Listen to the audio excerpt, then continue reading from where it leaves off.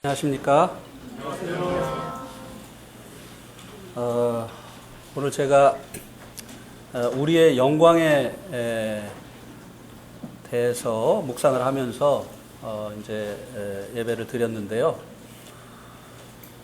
우리가 전에는 우리들 자신의 영광을 위해서 살았지 않습니까?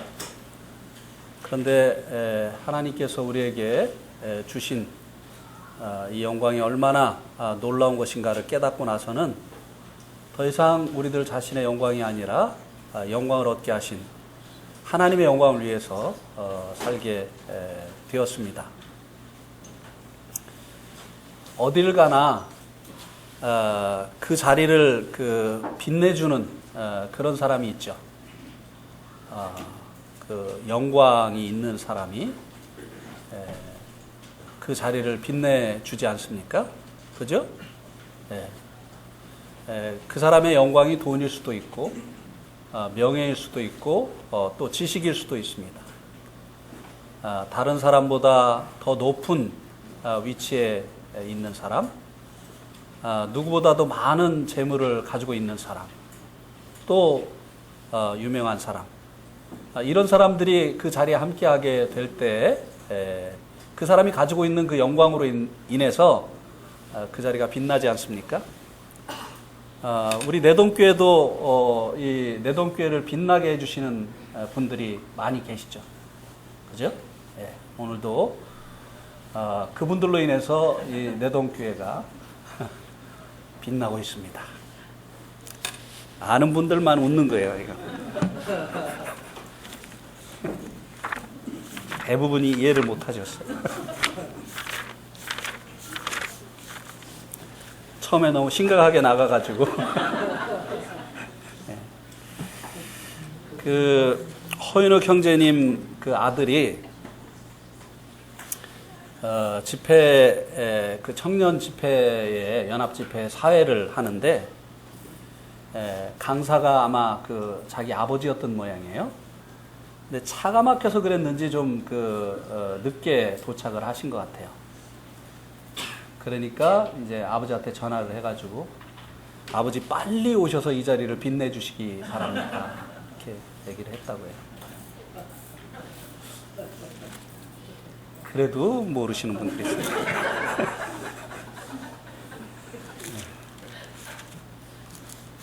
오늘 말씀은 로마서 13장입니다. 저도 좀 이렇게 빛내주는 쪽으로 가고 있죠? 네. 아직 멀었어요?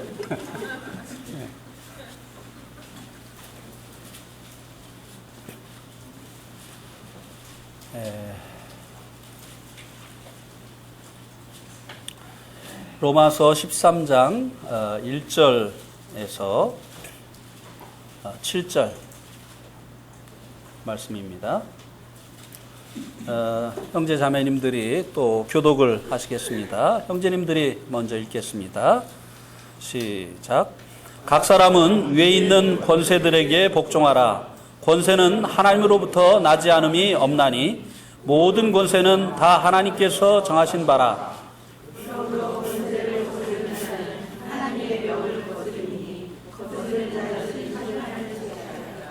다스리는 자들은 선한 일에 대하여 두려움이 되지 않고 악한 일에 대하여 되나니 내가 권세를 두려워하지 아니하려느냐?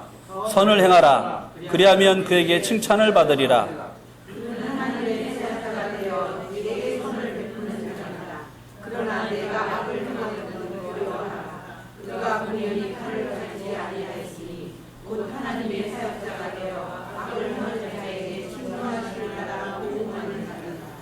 그러므로 복종하지 아니할 수 없으니 진노 때문에 할 것이 아니라 양심을 따라 할 것이라.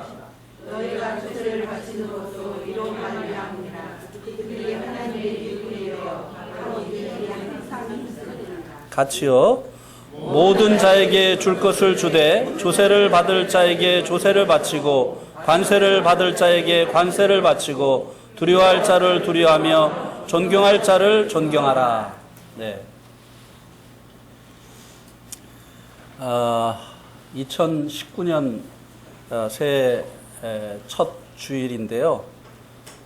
뭔가 시작과 관련이 있는 말씀을 해야 되는 것이 아닌가 하는 생각을 했었습니다만 로마서를 계속해서 말씀하고 있기 때문에 이어서 로마서 13장 말씀을 가지고 오늘도 말씀을 드리려고 합니다.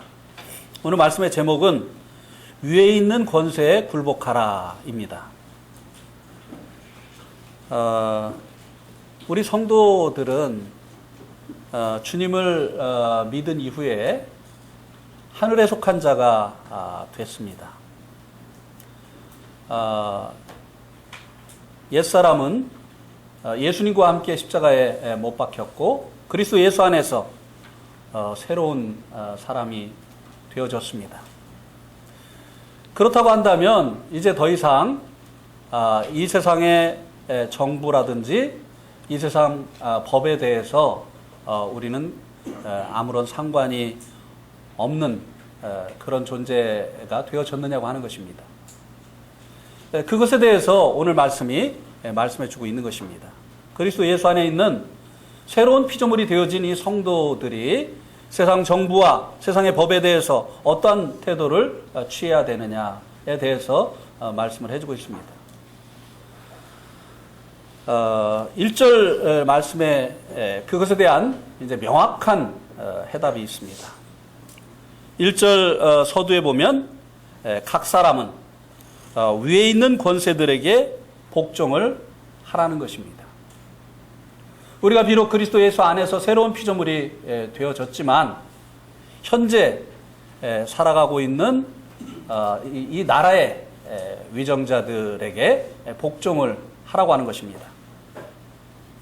여기서 말씀해주고 있는 위에 있는 권세는 정부를 이야기를 하는 것입니다. 그리고 이 당시에는 이 로마서가 쓰여질 이 당시에는 로마의 왕 그리고 그와 함께 나라를 다스리는 조력자들을 말씀해주고 있는 것이죠. 현재 우리들에게는 대통령 그리고 대통령이 임명한 각부의 장관들 그리고 정부의 관리들입니다. 이들에게 굴복하라는 것입니다. 이 굴복하라고 하는 이 말의 의미는 그들의 통치 아래 있으라고 하는 것입니다.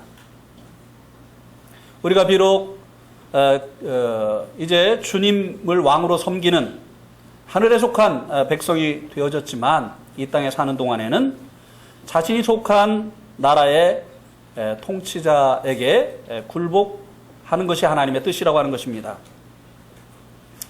그 이유를 이제 그 다음 1절 그 다음 말씀이 설명을 해주고 있습니다. 왜 우리가 이 땅에 살면서 이 땅의 통치자들에게 굴복을 해야 되느냐? 거기 보니까 권세는 하나님께로부터 나지 않음이 없다고 하는 것입니다. 모든 권세는 다 하나님이 정하신 바라고 하는 것입니다. 이것이 바로 우리가 이 땅에 살면서 이 땅의 통치자들에게 굴복을 해야 될 이유라고 하는 것입니다. 때로는 기독교를 탄압하는 통치자들도 있습니다. 그런 통치자들에게도 굴복을 해야 됩니까? 그렇습니다. 해야 됩니다. 왜냐하면 여기 모든 권세는 다 하나님께서 정하신 바다라고 말씀해주고 있기 때문에 그렇습니다. 예외가 없어요. 모든 권세는 다 하나님께서 정하시는 것이다 라고 하는 것입니다. 특별히 로마서가 쓰여진 그 연대로 추정되는 주후 57년의 로마의 왕은 네로 왕이었습니다. 이 네로처럼 기독교인들을 음해하고 그리고 박해한 왕은 아마 없을 것입니다. 로마를 재건하기 위해서 로마에 불을 지르고 백성들의 원성을 사게 되자 그 불지른 사람들이 기독교인이라고 소문을 내면서 기독교인들이 이제 이런 이제 음해를 당하게 되어지고 그 이후로 이 기독교인들이 많은 박해를 당하게 되었던 것입니다. 이 로마서가 쓰여질 당시에 왕이 바로 통치자가 이 로마서를 받아보는 그 성도들이 섬겨야 될 이 통치자가 바로 이런 네로였다고 하는 것입니다. 그러함에도 불구하고 위에 있는 권세에 어떻게 하라고요? 굴복하라고 하는 것입니다. 그래서 그가 기독교에 대해서 우호적이든 아니면 이제 비우호적이든 아니면 탄압을 하든 상관없이 모든 통치자들에게 굴복을 하라고 하는 것이 하나님의 뜻이라고 하는 것입니다. 또 이제 2절에서 그 이유를 설명해 주고 있는데요. 2절에 한번 보세요. 권세를 거스리는 자는 하나님의 명을 거스름이니 거스르는 자들은 심판을 자취하게 되기 때문에 그렇다고 하는 것입니다. 위에 있는 권세에 굴복을 해야 되는 이유가 하나님께서 그를 세우셨기 때문이다 라고 1절 마지막 부분에서 말씀해 주었습니다. 그렇기 때문에 권세를 거스르는 자는 하나님의 명을 거스리는 것이고 그 결과로 인해서 그를 통한 심판을 자초하는 것이 된다고 말씀해 주고 있습니다. 그가 비록 네로처럼 기독교에 대해서 악감을 가지고 있는 자라 할지라도 그를 거스려서는 안 된다고 하는 것입니다. 하나님께서 세우신 이 통치자들을 통치자로 인정을 하지 않는다든지 퇴진운동을 한다든지 하는 것은 하나님을 대적하는 것이고 그리고 심판을 자초하는 것이라고 하는 것입니다. 오늘날 우리나라를 비롯한 많은 국가들이 선거를 통해서 위정자들이 정해집니다. 그렇죠? 그래서 때로는요, 내가 표를 준 사람이 대통령이 안 될 수가 있어요. 그래도 그를 세우신 분이 누구라고 말씀해주고 있습니까? 내가 세우기를 원치 않았던 사람이 되어졌지만 그러나 그를 세우신 분이 하나님이시라고 하는 것입니다. 그렇기 때문에 내가 원하든 원치 않든 이제 위정자가 이제 선택이 되어지면 그의 통치에 굴복을 하라고 하는 것입니다. 이것이 성경의 가르침이에요. 출애굽기 22장 28절을 한번 보시기 바랍니다. 출애굽기 22장 28절.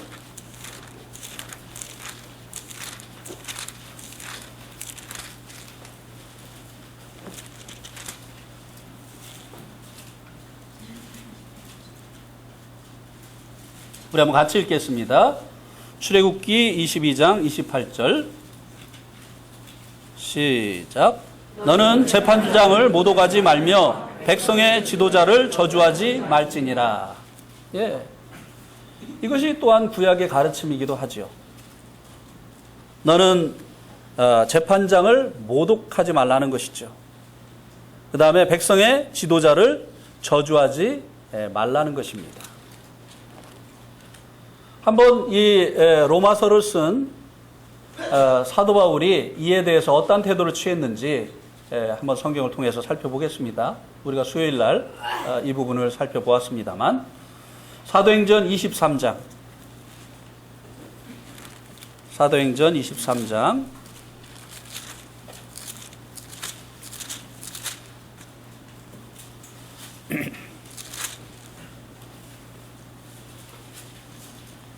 3절에서 5절입니다. 사도행전 23장 3절에서 5절. 바울이 이르되 회칠한 담이여 하나님이 너를 치시리로다. 내가 나를 율법대로 심판한다고 앉아서 율법을 어기고 나를 치라 하느냐 하니 곁에 선 사람들이 말하되 하나님의 대제사장을 내가 욕하느냐? 바울이 이르되 형제들아 나는 그가 대제사장인 줄 알지 못하였노라. 기록하였을 때 너의 백성의 관원을 비방하지 말라 하였느니라 하니라. 사도 바울이 지금 신문을 받고 있습니다. 재판을 받고 있어요. 그래서 이제 재판 중에 자기 이제 변론을 하고 있는 중입니다. 근데 이제 사도 바울이 처음에 자기 변론을 어떻게 시작을 했느냐면 나는 양심대로 지금까지 하나님을 섬겼다. 이 말은 당신들이 나를 이제 죄인이라고 고소를 했지만, 죄를 졌다고 고소를 했지만, 나는 지금까지 양심을 거스리고 하나님을 섬기지 아니하였다. 자기의 무죄를 주장한 거죠. 예. 그러자 이제 이 대제사장이 이 사도 바울의 입을 치라고 명령을 했어요. 그러니까 사도 바울이 그의 그 잘못을 지적을 합니다. 어떻게 나의 그 죄를 정하지도 않고 나를 심판하라고 하느냐. 치라고 하는 것은 형을 주는 것을 의미하잖아요. 형은 재판의 결과로 인해서 주어지는 것이에요.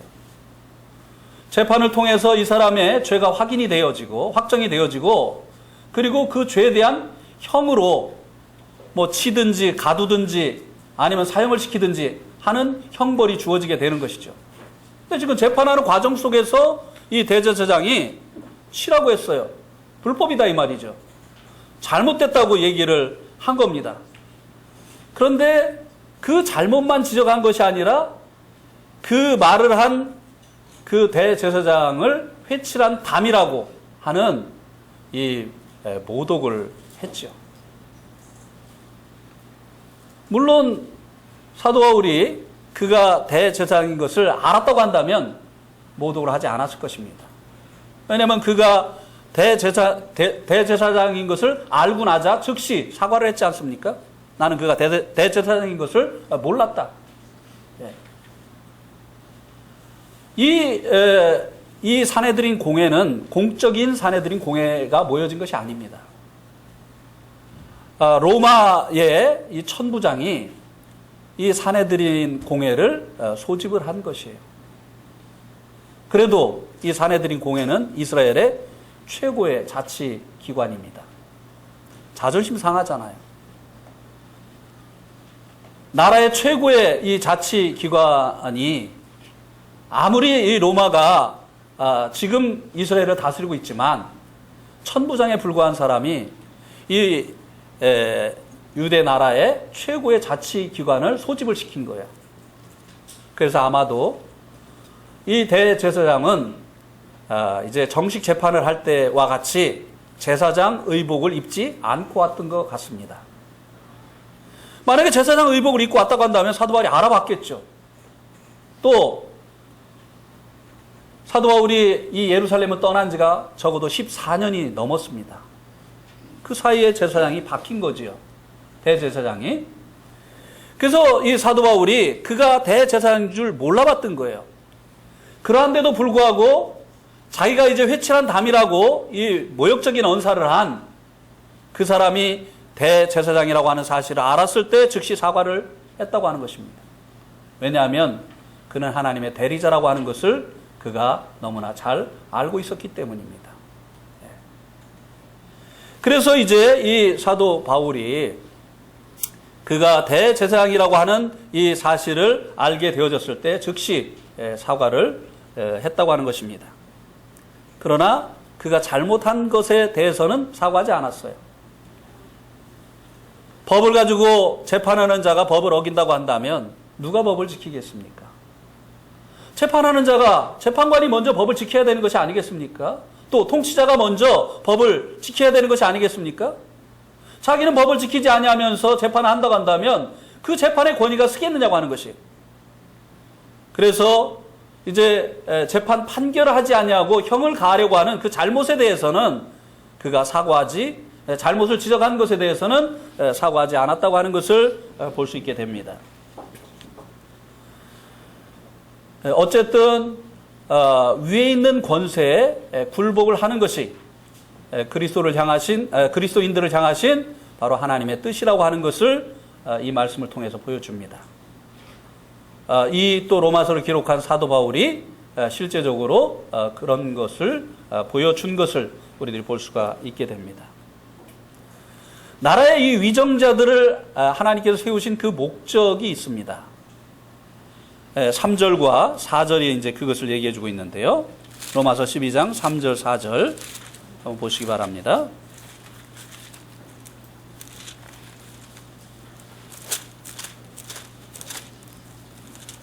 로마서 13장, 로마서 13장 3절, 4절에 보면, 특별히 4절, 말씀에,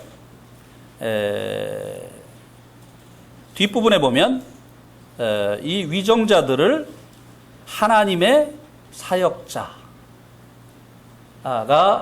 되게 했다라고 말씀을 해주고 있습니다. 옛날 성경에는 사자, 하나님의 사자가 됐다 그렇게 돼 있는데요. 하나님의 대리자로 세웠다는 것이죠. 이 위정자들은 하나님을 대신해서 이 국가라고 하는 공동체를 다스리도록, 원래 만왕의 왕이시잖아요, 하나님이. 그죠? 그러니까 하나님께서 그 권위를 이들에게 위임하셔서 하나님을 대신해서 이 나라를 다스리도록 한 바로 이 대리자들이라고 하는 것입니다. 하나님께서 이 대리자를 세우신 그 목적이 무엇입니까? 당신이 하고자 하는 일을 그들을 통해서 하시기를 원하셨다는 거예요. 대리자라고 하는 그 말의 의미는. 그래서 하나님께서 하나님이 세우신 그 대리자들을 욕한다든지 비방하지 말라고 하시는 거예요. 하나님께서 하고자 하는 일을 위해서 그들을 세웠기 때문이라는 거죠.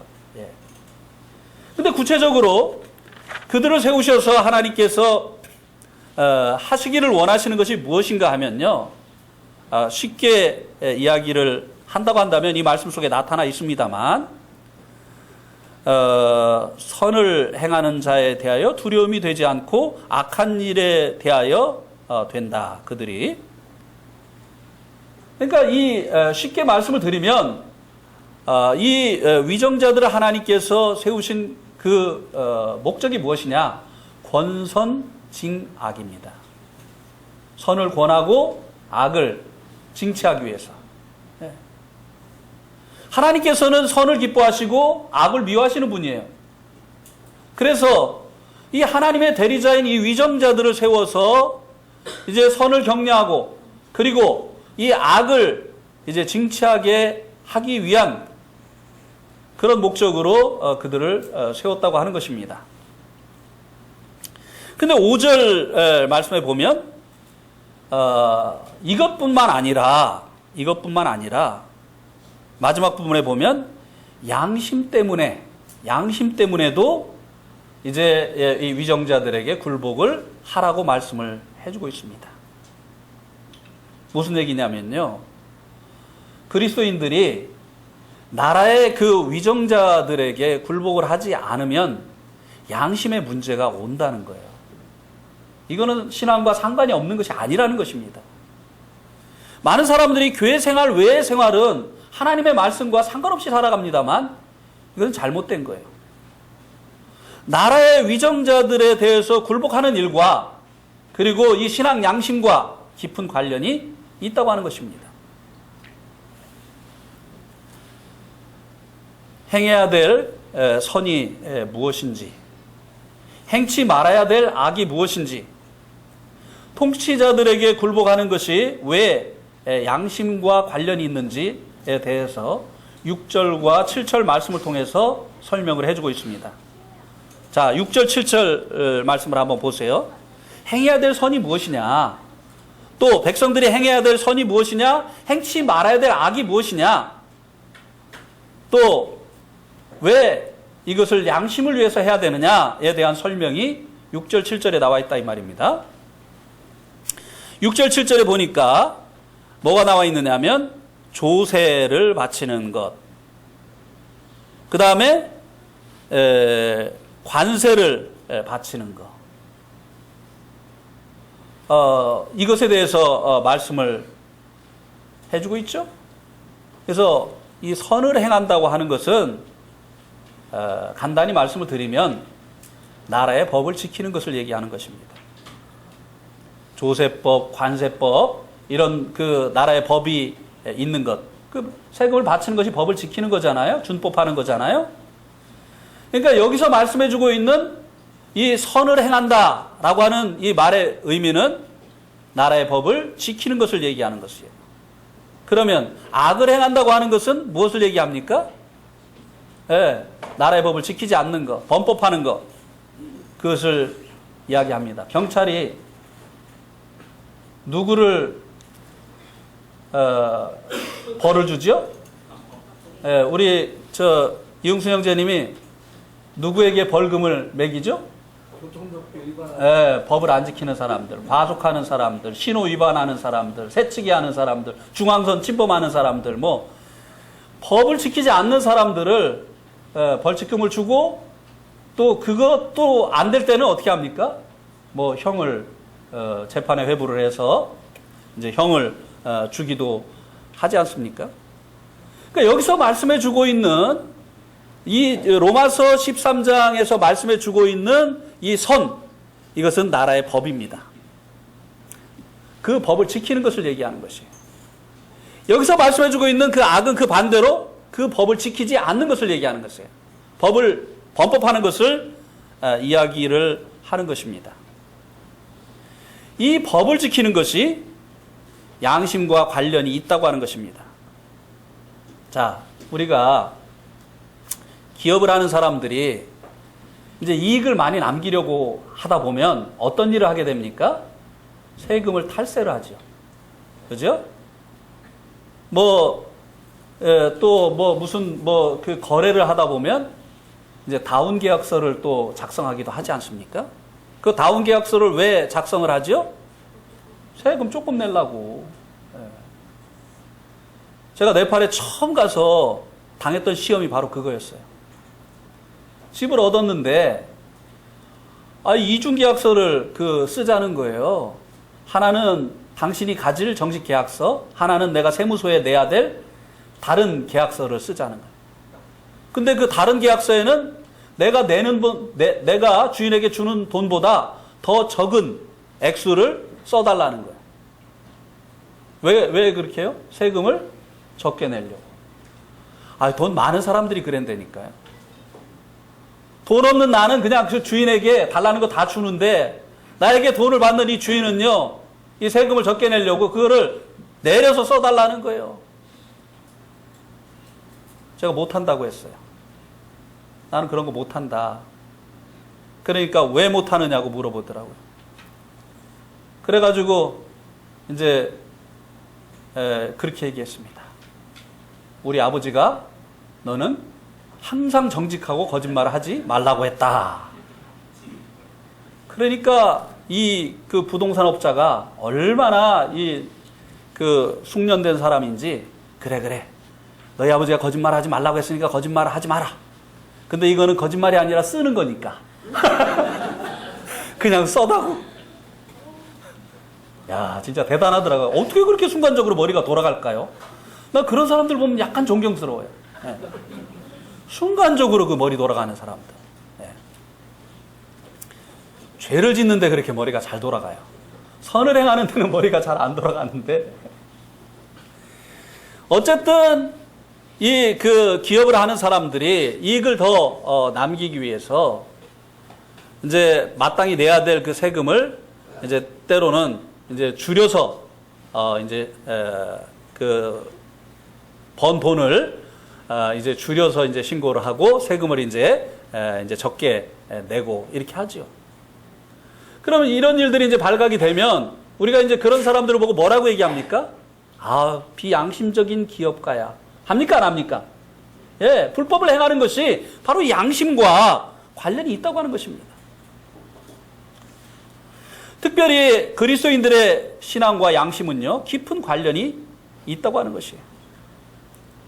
자, 사도행전 23장 1절 한번 보세요. 사도행전 23장 1절.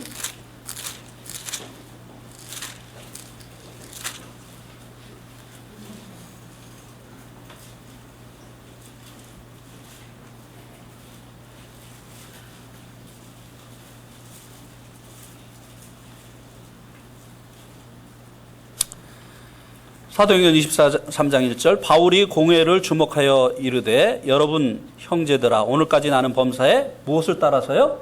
양심을 따라 하나님을 섬겼노라. 사도 바울이요, 오늘까지 내가 양심을 따라서 하나님을 섬겼다고 말씀해 주고 있어요. 이게 무슨 얘기냐면요. 사도 바울이 그리스도인들이 거짓말장이라고 생각을 했던 거예요. 그래서 그들을 이제 핍박을 하는 일에 앞장을 섰던 것이죠. 그래서 그날도 이제 그리스도인들을 체포해서 이제 그 예루살렘으로 압송을 하려고 다메섹으로 가고 있는 중이었어요. 근데 그 다메섹 도상에서 예수님을 만난 거예요. 그러면서 사도 바울이 진짜 예수님 부활했네? 그럼 내가 잘못됐고 그리스도인들이 참이구나 하는 것을 알았어요. 그러나 그가 그리스도가 부활했다고 하는 편에 서면 자기의 모든 기득권을 잃어버리게 됩니다. 그리고 그 기득권자들에게 핍박받는 이제 삶을 살아야 됩니다.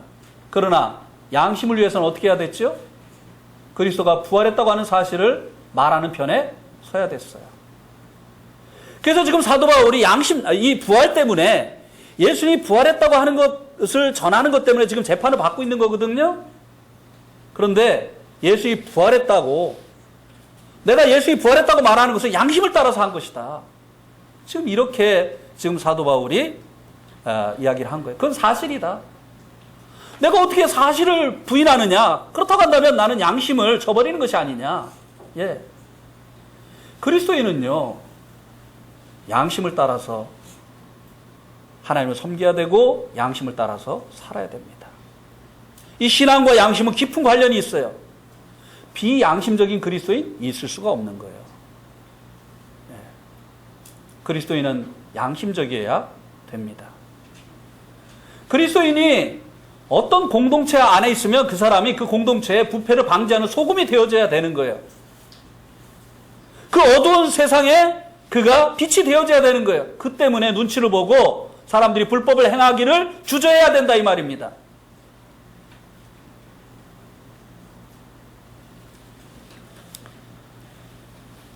디모데전서 1장 19절 20절을 한번 보시기 바랍니다. 디모데전서 1장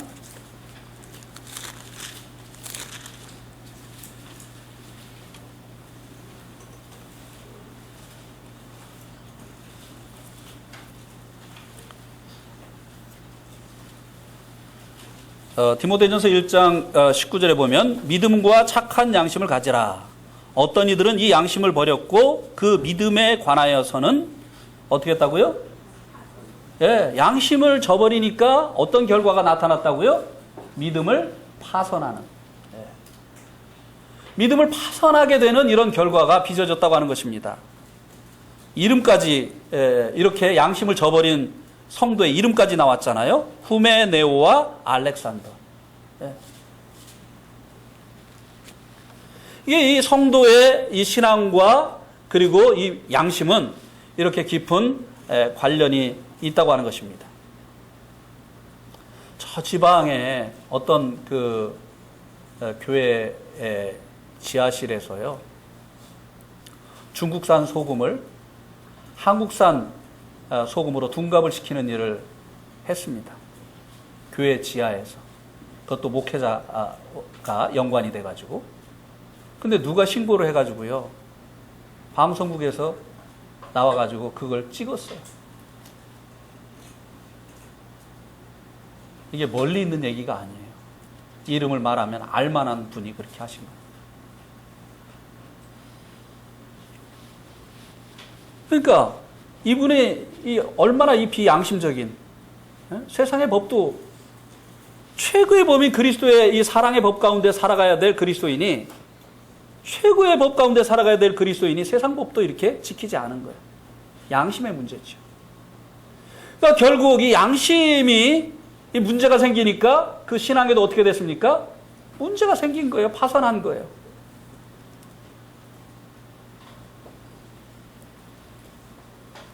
그리스도인이 새치기를 한다든지 그걸 요령이라고 생각을 하고 아주 그냥 습관적으로 줄을 서지 않고 새치기를 한다든지, 혹시 그런 그리스도인 이 자리에 계십니까?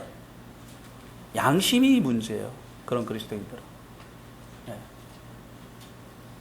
그 다음에 아주 습관적으로 신호를 지키지 않는다든지, 싹싹 눈치 봐가지고 그냥 신호를 지키지 않는다든지, 그 다음에 세금을 탈세를 한다든지, 또 과대선전, 만병통치약,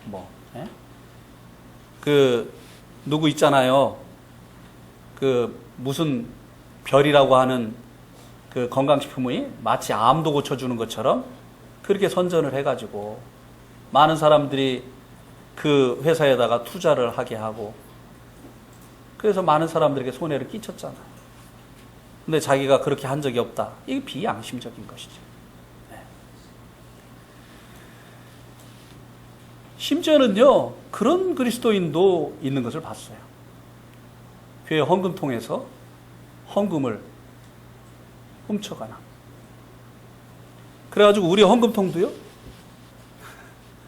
이게 못 훔쳐가게 잘 이렇게, 요새는 헌금통이 그래서 그렇게 만들어지는 거예요. 옛날에는요, 속안에 아무것도 없었어요. 헌금통 속안에. 그냥 이렇게 겉에만 만들고 위에 구멍만 뚫었거든요. 근데 나중에 어떻게 이 헌금통에서 이 헌금을 훔쳤나 이렇게 보니까요, 이 그 쇠막대기에다가 끝에다 껌을 붙인 거예요. 껌. 그래가지고 이렇게 해가지고 하면 딱 붙는 게 있잖아요. 꺼내내서 그렇게 가져갔던 거예요. 네. 그러니까 우리 머리가 그런 데는 잘 돌아간다니까요. 예, 예. 이게 뭐예요? 머리는 좋은데 여기는 뭐예요? 고장난 거예요. 예. 양심에는 문제가 있는 거죠. 예. 저희가 이제 대전에 살다가 서울로 올라가 가지고 처음 나간 교회가 지금 세계에서 제일 크다고 하는 그 교회였어요. 이게 이제 녹음이 돼 가지고 요새는요, 아주 구체적으로 말하기가 힘이 듭니다. 막 소송 들어오고 막 증거를 대라 그러면 그 몇십 년 전에 있었던 그 증거를 어떻게 됩니까? 그러면 이게 위험할 수가 있어 가지고 이제 구체적으로 얘기를 하기가 힘이 듭니다. 세계에서 이제 제일 지금 그 큰 교회를 나갔는데, 하루는 저희 아버님이 교회를 갔다가 오셔서 막 화가 나셨어요. 세상에 그럴 수가 없다는 거예요. 어떻게 그럴 수가 있느냐는 거예요. 저희들이 어릴 때인데요, 그게 왜 그랬냐고 하니까, 세상에 헌금위원들이 헌금을 그 헌금통 있잖아요. 그래가지고 이제 헌금을 받아가지고 맨 뒤로 가면 아무도 안 보이잖아요. 맨 뒤로 가면 아무도 안 보이잖아요. 헌금통에서 꺼내가지고 자기 주머니에다 집어넣는 걸 본 거예요. 아니, 하나님 두려운 줄을 모른다는 거죠. 그래가지고 막 그냥 분노를 하시는 거예요. 이거는 양심의 문제예요.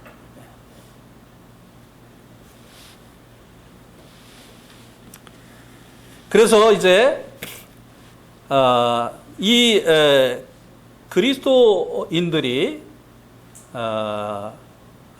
이제 세상 법에 굴복을 해야 되는데, 하나님께서 이 세상 이 통치자들을 하나님의 대리자로 세웠기 때문이라고 하는 것입니다.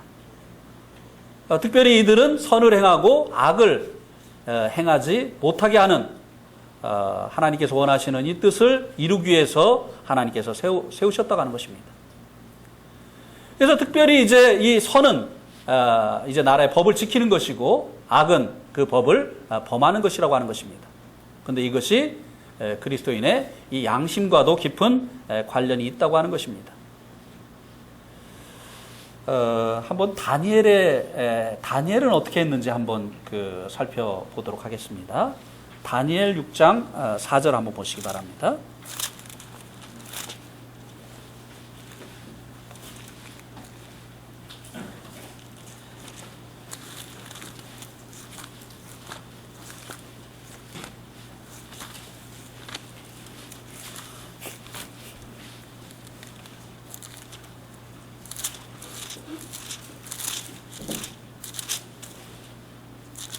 다니엘 6장 4절 같이 한번 읽겠습니다. 시작. 이에 총리들과 고관들이 국사에 대하여 다니엘을 고발할 근거를 찾고자 하였으나 아무 근거, 아무 허물도 찾지 못하였으니 이는 그가 충성되어 아무 그릇됨도 없고 아무 허물도 없음이었더라. 야, 세상에는 털어서 먼지 안 나는 사람 없다고 하죠. 근데 그리스도인들은 털어서 먼지가 나면 됩니까? 안 됩니까? 안 되죠. 예. 세상 사람들은 자기 잘못이 드러나면 뭐라고 합리화를 시키죠? 아유, 세상에 털어서 먼지 안 나는 사람 어디 있어? 살다 보면 그렇지. 이렇게 합리화를 시키죠. 근데 다니엘은 털었는데 먼지가 났어요? 안 났어요? 안 났어요. 네. 다니엘이 너무 고속승진을 해가지고 주변 그 사람들에게 시기의 대상이 되어진 거예요. 그래가지고 그를 끌어내리려고 그에게서 그가 일하면서 저지른 문제가 있는지 찾아내려고 했는데 털어봤는데 안 털리더라 이 말입니다. 네. 여기 이제 그에게 아무 그릇됨도 없다. 이게 뭐냐면요. 네그리젠스. 태만. 근무 태만. 많은 사람들이 이 직장에서 일하면서 근무 시간에 자기 업무와 관련되지 않은 그런 일을 할 때가 있죠. 다니엘 그런 적이 없었다는 거예요. 네. 오죽하면은 하도 그냥 화장실에 가서 시간을 많이 보내니까 옛날에 그 정몽준이 아니라 그 현대 그 중공업의 화장실을 그 밑에를 이렇게 그 문 밑에를 이렇게 높여놨다는 거예요. 화장실에 누가 있는지 이제 없는지 그거를 이제 보게 하려고 너무 올리면 안 되고 그냥 이 발만 보이게 하려고. 그래가지고 이제 그 정몽준 그 회장이 다시 이제 내리라고 했다고 하는 그런 얘기를 들었습니다만 사람들이 이제 너무 이제 근무를 태만히 하니까 이제 그 그 조치 중에 하나겠죠. 근무 시간에 잔다든지, 예, 특히 이제 야근할 때는 아무도 관리하는 사람이 없으면 어떻게 하는지를 모르는 거죠. 예. 제가 네팔에 있을 때는요, 이런 일도 봤어요. 자기 근무지에 1년 내도 있지를 않아요. 근데 매달 월급은 딱 받아요. 왜? 선생님인데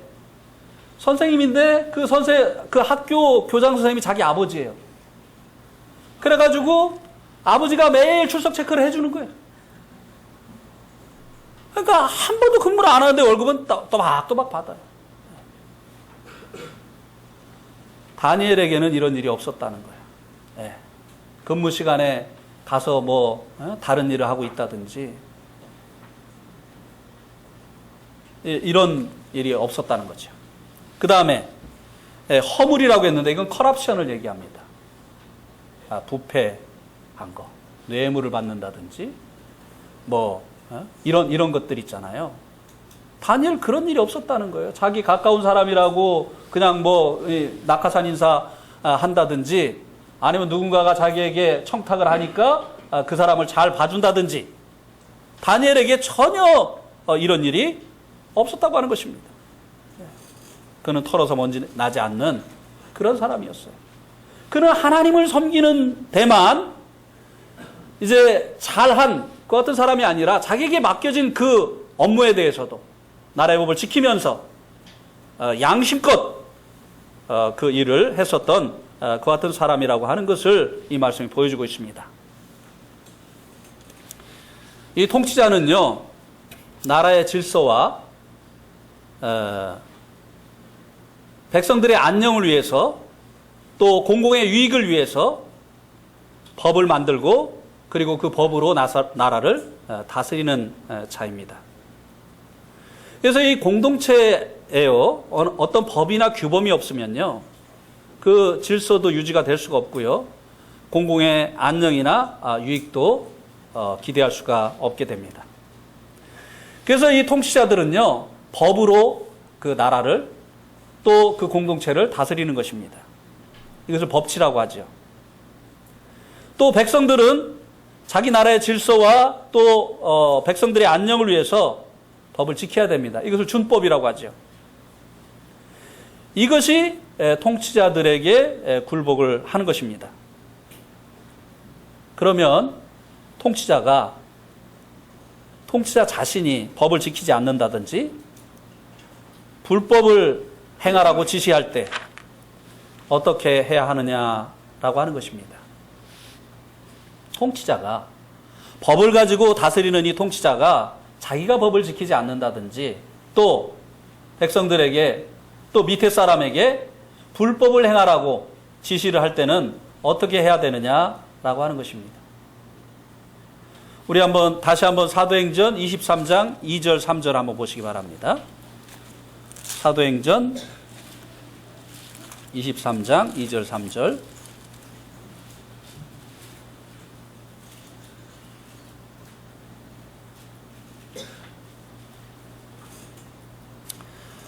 대제사장 아나니아가 바울 곁에 서 있는 사람들에게 그 입을 치라 명하니 바울이 이르되 회칠한다며 하나님이 너를 치시리로다. 내가 나를 율법대로 심판한다고 앉아서 율법을 어기고 나를 치라 하느냐 하니. 지금 이 산헤드린 회의에 이 공회의 의장이 이제 대제사장이거든요. 70명인데 이 대제사장은 그 투표권이 없습니다. 그래서 이제 대제사장을 포함하면 71명이지만 투표를 할 수 있는 사람들은 이제 70명이에요. 그런데 이 의장이 이 재판을 진행하는 의장이 지금 법을 지키지 않았어요. 그러니까 사도 바울이 그것에 대해서 어떻게 했습니까? 그 잘못을 지적하고 있잖아요. 네가 뭐라고 했습니까? 율법대로 심판한다고 앉아서 율법을 어기고 나를 치라 하느냐? 잘못은 지적을 하고 있어요. 그가 이제 그 통치자하고 또 상관이라 할지라도 그가 이제 불법을 행할 때, 법을 지키지 아니할 때 그 부분에 대해서는 지적을 해 주어야 된다고 하는 것이죠. 그냥 뭐 불법을 행하든 뭐 불법을 행하라고 시키든 무조건 예하라고 하는 것이 위에 있는 권세에 굴복하라고 하는 그런 의미가 아니라고 하는 것입니다. 이건 정말 오산이에요. 그러면 하나님이 그 통치자를 세운 이유가 불법을 행하게 하기 위해서가 되는 것이 아니냐고 하는 것이에요. 그래서 불법을 행한다든지 불법을 행하라고 지시를 할 때는 다른 태도를 취해야 된다고 하는 것을 보여주고 있습니다. 자, 또 다니엘서 3장 13절에서 18절 한번 보시겠습니다.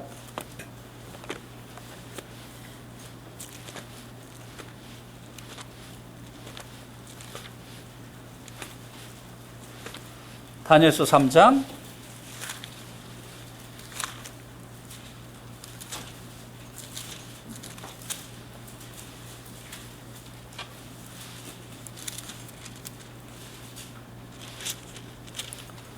누가 한번 읽어주시겠습니까? 다니엘서 3장 13절에서 18절.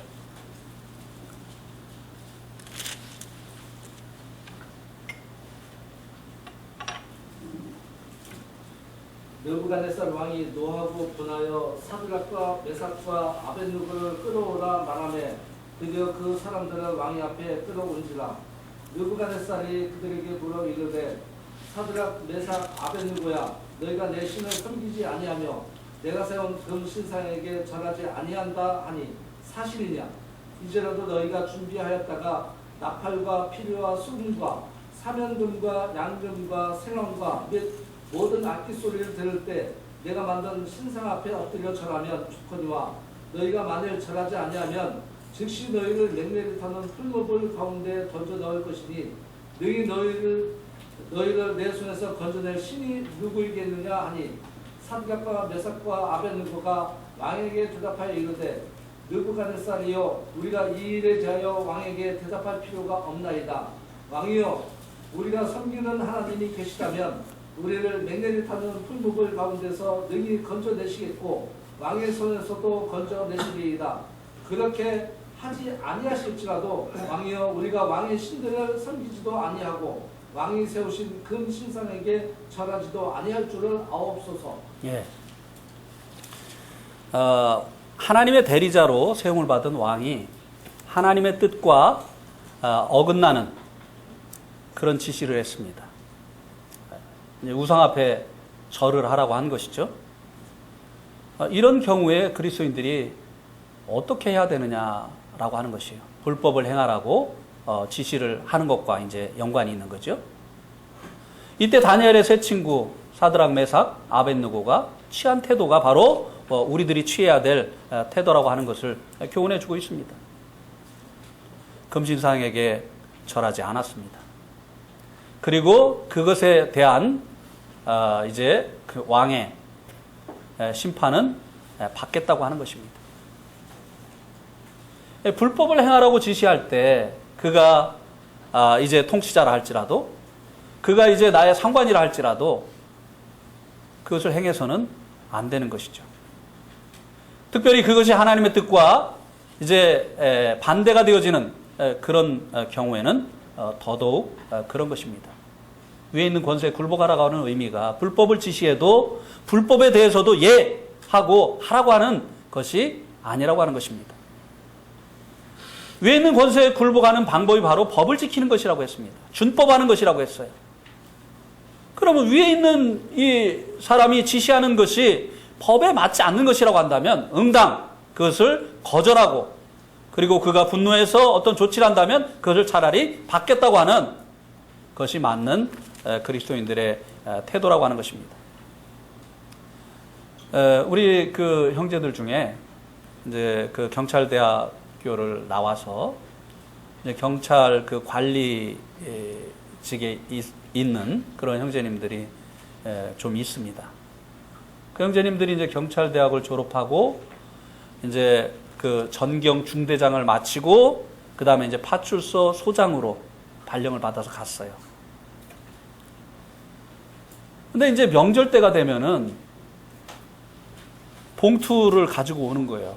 주변에 있는 그 유흥업소에서. 이런 거 이제 몰랐죠. 이분들은. 봉투를 가져오는데 받을 이유가 없잖아요. 자기는 월급 받고 지금 일하고 있는데 이거 받을 이유가 없잖아요. 받으면 또 자기가 해야 될 일을 또 못할 수 있기 때문에 돌려보냈어요. 이제 밑에 직원들은 늘 이제 관행처럼 이게 명절 때마다 있는 일이기 때문에 이제 새로운 소장님에게 이것을 이제 그 갖다 드린 건데 받아가지고 갖다 주라고 한 거예요. 그러니까 깜짝 놀랬죠. 야, 이게 그 신임 파출소장이 좀 배포가 크네. 야, 좀 더 집어넣어라. 그래가지고 다시 보낸 거예요. 적어서 보낸 줄 알고. 네. 근데 또 돌려보낸 거예요. 야, 요번에 제대로 걸렸다, 야. 야, 좀 더 집어넣어. 그래서 또 보냈는데 또 돌려보낸 거야. 그러니까 이제 이 사람들이 안 거예요. 이 사람 원칙주의자구나. 요번에 진짜 제대로 걸렸다.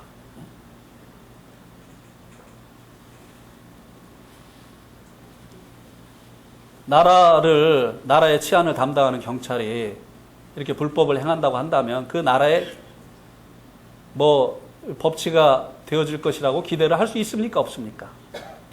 영생전이 어떻게 생각하세요? 우리는 관행이었습니다. 옛날에 관행이었어요. 네. 옛날에 뭐 죄송한 얘기입니다만 교통경찰 하면 뭐 임기 마칠 때가 되면 집 한 채씩 마련한다고 하지 않았어요? 그것도 모아가지고 또 저녁 때 되면 상납하잖아요. 법원에는 급행료. 네? 그래가지고 월급보다 그런 것들이 더 많았잖아요. 그러니까 나라 꼴이 요 모양 요 꼴이 된 것이 아니냐고 하는 것이에요. 네. 그래서 이 불법을 요구할 때 이것에 대해서는 결국 그것을 거절을 해야 된다고 하는 것입니다.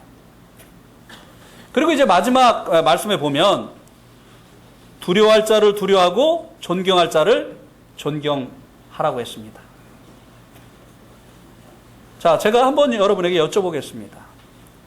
두려워할 자, 존경할 자, 어떤 자겠습니까?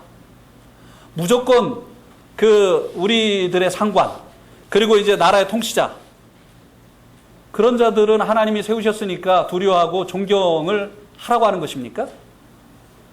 예. 아니죠. 예. 아니에요.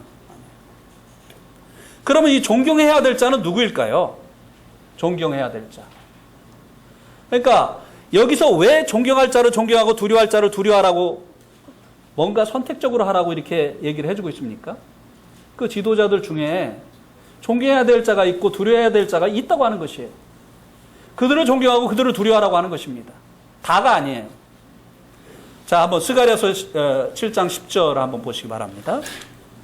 스가랴가 아니라 뭐죠? 에스라서 7장 10절. 에스라서 7장 10절.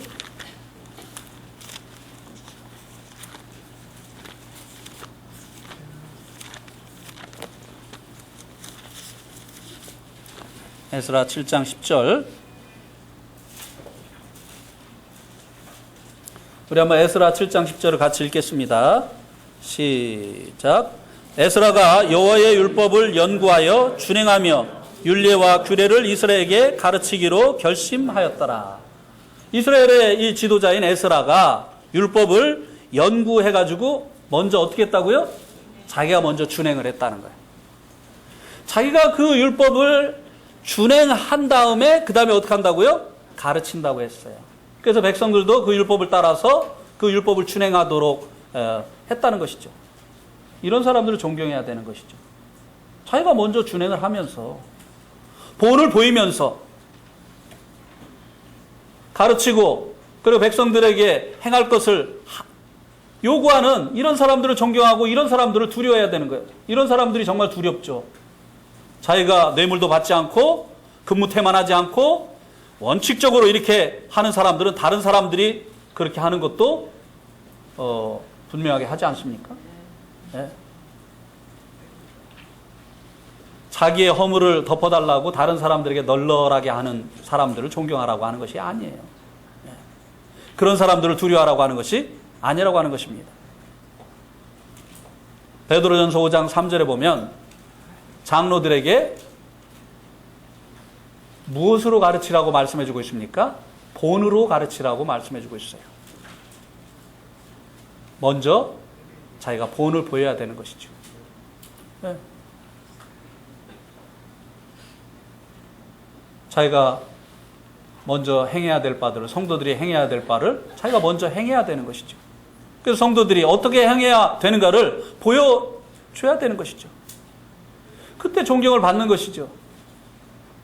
그렇지 않으면 어떻게 됩니까? 장로기 때문에 억지로 따르지만 그 마음에는 존경심이 있을 수가 없는 것이라고 하는 것입니다. 마지막으로 한 구절 더 찾아보고 마치겠습니다. 고린도전서 11장 1절. 고린도전서 11장 1절.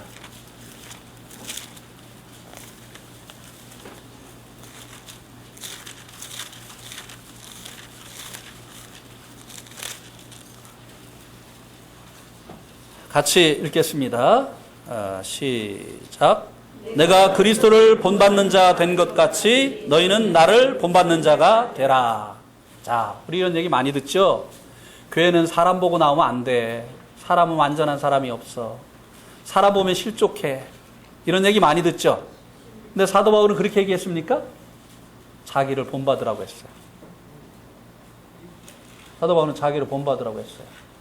내가 그리스도로 본받는 자 되어진 것처럼 너희는 누구를 본받으라고요? 나를 본받아라. 책임이 있어야죠. 에? 아주 무책임하게 사람 보면 안 돼. 사람은 다 똑같아. 이러면서 자기가 가르치는 말씀을 자기는 준행하지 않는다고 한다면 그것을 보고 따라오는 사람들이 어떤 모습으로 나타나겠느냐라고 하는 것입니다. 나라에 존경받고 그리고 백성들이 두려워하는 이와 같은 통치자도 마찬가지죠. 또 직장의 상사도 마찬가지입니다.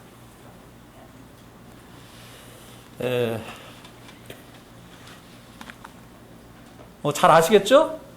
예, 이따가 토의하실 때 더 좀 충분히 토의를 하시기를 바랍니다. 예, 오늘 말씀 여기까지.